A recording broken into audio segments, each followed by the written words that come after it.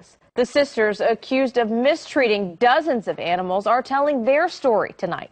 Investigators say they found at least 80 dead animals in the family's home in Lawrence County last week. News 4's Parul Joshi is here with more. And Parul, despite their arrest, the sisters are declaring their love for the pets, right?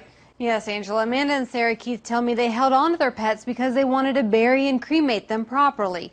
But law enforcement says what they did is a crime.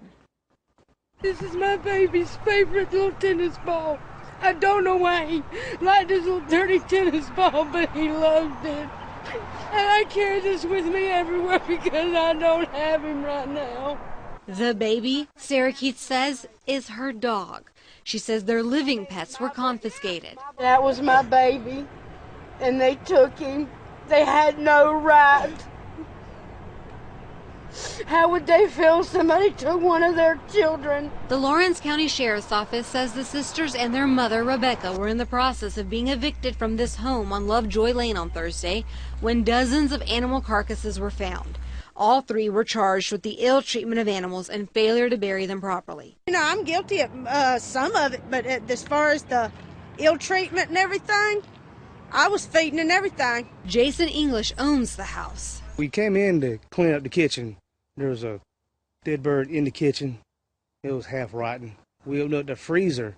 Inside the freezer, unwrapped, unprotected, anything, laying next to their own food were ducks, a baby deer, hatchlings just came out of that egg, and they had like cups with dozens of baby chickens in it.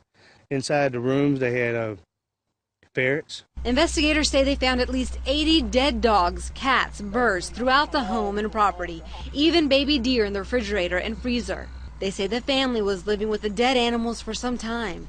Amanda Keith admits she kept animals in a freezer outside the house. Amanda says they didn't want to part with their pets. Well, some of them was just, you know, every time we moved, we thought we'd stay and we could bury them. And every time, you know, certain ones we thought we could cremate, and it's just like one thing led to another, never could. Meanwhile, the landlord says the house is in ruins with feces in rooms. I don't know what we're going to do. By law, this mess is now his responsibility. And Amanda Keith says this is the second time she's had a legal issue with animals.